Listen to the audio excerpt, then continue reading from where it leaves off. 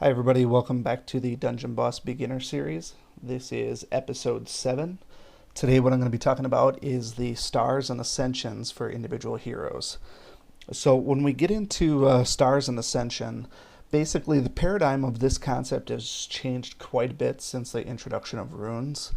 But basically every single hero is going to have, for lack of a better example to start with, every hero has their own individual hero power.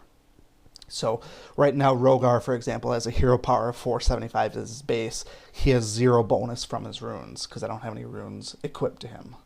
So now in the past, I think what the developers found was that the game was a little bit too much of a cookie cutter in terms of once everybody got to a 6-star Igorok, for example, you couldn't make him any better. So once you found out how to defeat Igorok, then there was nothing you could do about it. Once you figured out how to get rid of the goblin team and dispatch those, basically there wasn't enough variation, and people were complaining in PvP saying, no matter what defense I put up, I'm always going to be beat by this team or this team, or that person puts up that defense and there's no team that can beat him because everybody basically has the same exact stats. And so that became a major boiling pot issue, I guess. So what they ended up doing is they added in runes where basically people could customize their heroes beyond that base level and focus on other things. So if we go to the stats page, basically, let's look at the non-typical stuff. You throw things on there like the various resistances or the damage reduction or the additional damage. Those are things that don't come along at a base level. Only a few heroes actually have extra resistances here or damage reduction there. A lot of heroes don't have that sort of a base statistic. Rogar has a bonus to his critical to start with based on his natural skill level that he gets here. So not every hero has a high crit chance to start with.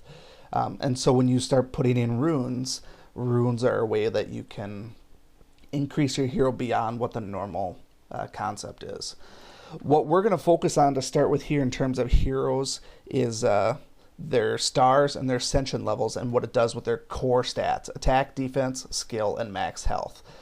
These are the 4 that basically factor into everything that you're going to be looking at when you're building a team in the long run. If you're trying to build an ultimate team to dish out attacks in a PvE dungeon, obviously you want to look at these things more than anything else. Once you get down to the crit chance and the multiplier and the dodge chance and the damage percent, those are going to be more so of PvP mechanics in my opinion, because you want to essentially make it so that your hero can't be predicted when opponent is coming up against them. That's essentially what it is. So if you threw an absolute ton of dodge on Rogar, most people probably wouldn't expect that. It's the same thing when people take like Kai Makani and they just absolutely jack him out for attack, and then some people actually get one shot on his first attack, and it's very surprising. It doesn't happen often, but some people have poured all of their efforts into attack and damage. So what I'm going to focus on here is just how do these stats here get affected when you level up a hero and when you ascend a hero. So let's start with the basics first. I'm going to leave him at level 13. I know I can probably go higher, but I'm just going to leave the numbers as they are. So in the past, basically people thought once you get a star level, that's it. Then you get a bump in stats, and that is true. And then if you got an ascension, basically what this does is it gave you an extra skill, which it does. And so the underlying theory was stars are good for extra stats, and the ascension is good for the extra skills. What a lot of people didn't realize when they first started playing the game is that, yeah, you get a boost in a skill here, but you also get an additional stat boost as well. And a lot of people have even tried to prove wrong in that aspect and say, no, I've done the testing on it. It doesn't actually increase stats. And what it actually was is there was a display glitch that prevented you from seeing that properly. And so people were getting incorrect information all across Gen Chat. And there were a few of us way back, probably over a year ago, that tested this and tried to prove our case, and some people just didn't want to hear it. So now I tested it. I'm obviously posting it online now, so it's not just something that I'm spamming in general chat. I'll give you the exact numbers, and you can see for yourself, and you can make the distinction yourself. So we're going to start out with just jotting down the basic stats that we have right now. So as I'm at right now, I have not gotten to the point where I've increased another star, so I know my stats are exactly what they are here. These can't be changed. I didn't actually ascend anybody yet here, so I know those stats aren't actually going to change. So there's no camera trickery here. There's no lag behind where I did this and then the stats just didn't catch up. Nothing like that yet. So if we just jot these down here, 266, 268, 215, and 710. So keep these in mind here. And what I'm going to do first is I'm actually going to go to the profile, and I have it all set up where I can actually level him to 20 and get the next star on here. So I did have to spend a few gems to do this for you guys, but I am happy to do it in the interest of proving some people wrong. So hopefully I can get my last 2 tokens and my 17 stamina. Otherwise I'll have to buy some more stamina, but not a big deal. There's my 1. So that's good. 19 tokens. Quick loot again. Got 2 chances to do this. First one is good. Okay, so where I'm at right now, the upgrade is available. We saw what the numbers were before. I didn't actually upgrade yet. So some people might think, oh, now it's going to be upgraded because you leveled up. Now, does it impact where you're at here? The fact that I can level up, I can upgrade, but should I look at the stats? 266, 268, 215, 710. Exactly the same as they were. So we're going to go ahead and upgrade his star count into 2 stars. Doesn't do anything for the portrait. The portrait is only for the ascension, but it does give us the extra star. If we go back and look at this, 299, 301, 242, 799. So a clear increase in stats. And what I'm going to do is I'll show you the math here so you can see the exact percentages, and you can make the distinction of how much you're going to benefit from each of the individual star levels. Now I will tell you that the star levels are static. The percent is identical for every single star. So it's going to take your base. These are your base stats. Unless you have runes on there that are affecting these are going to be your base stats. The base stats will have their percentage increase every single time.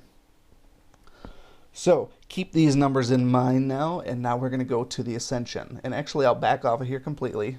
I'll back out of my hero page just in case there's any naysayers that say, no, you have to back out of the page or do this, do that, whatever. Go back to the hero page. Rogar stats are the same, 299, 301, 242, 799. We're going to toss an Ascension on him. And now it says Rogar Stonecrusher has ascended. Rogar Stonecrusher has gained new abilities and more power. It flat out says it right in there. So I don't know why anybody ever thought that it was only just an ability. It pretty much tells you flat out, yes, he gains more power as well. And so what people were seeing is they were on the screen and they say, oh great, I just upgraded Rogar. I want to see what sort of a bump I got to my stats. They go to their stats page. 328, 330, 264, 872. We definitely got a bump in stats here. What had happened in the past is people would go right back to the stats tab and none of these would have actually changed. And actually, looking at them, they actually increased significantly. I mean, there's clearly an increase in stats here. And what you had to do in the past is basically you had to back out of here, sometimes even close the game, and then come back into it. So I'll show you the math for this one here so you can see the percent increase. And then essentially that's about it as far as heroes versus ascensions. When you ascend a hero, I'm going to say this should be your priority for most of the heroes. Now, I haven't released it yet, but once releasing the priority guide, this will give you an idea of which ones you want to ascend. Now, most people will probably advocate that you should ascend all of your heroes as fast as you can. You're going to find some conflicting info on that. For example, Rogar needs this, I believe it's an incendiary. Nope, this is a jeweled eagle. The incendiary looks just like it. But if you have a couple of these laying around, 4 of them, it might make more sense for you to hold on to it and use it for Yorick instead. Because in my opinion, Rogar is worthless. Yes, he has an epic when he's maxed out. But as far as a hero goes, Yorick is better than him. Theron is better than him. Augustus is better than him. And Arya is oodles better than him. So out of all of these people that need this particular Evo, Rogar is the worst out of all of them. So yeah, you could get him fully ascended fairly early in the game, but in my opinion, unless you're going to be using him heavily in the campaign, saving those jeweled Evos is going to be much more beneficial. And so anytime you're thinking about upgrading a hero and going for a max ascension, double check with forums, guildmates. You can always ask me. Double check to see if it's a good use of your Evos, because you might have these 4 jewel Evos, but let's say you do a heroic summon tomorrow and you pull Augustus. And it's like, oh great, fully ascended Augustus would be nice because then he can get the Aegis shield. And then all of a sudden, because you just ascended Rogar yesterday, now you don't have the jeweled Evos to do so. So there's obviously a bit of gambling involved in terms of should you or shouldn't you. If you're already at level 40, 50, and you're just now getting around to ascending Rogar, I would just flat out say don't bother. He's not going to be useful at that point in the game anyways, except for instances where there's a quest that says use Rogar for this, such as PvP. So that's going to wrap things up for the Stars versus Ascension. Again, once runes were in place, basically throws the stars out. If you get really good runes, your 3-star person could be just as good as somebody else's 6-star person. So, if you have any questions about the math involved, or if you have any other questions, concerns, comments, feel free to leave them below. Otherwise, stick around for the next episode, which is going to be Evos. Thanks.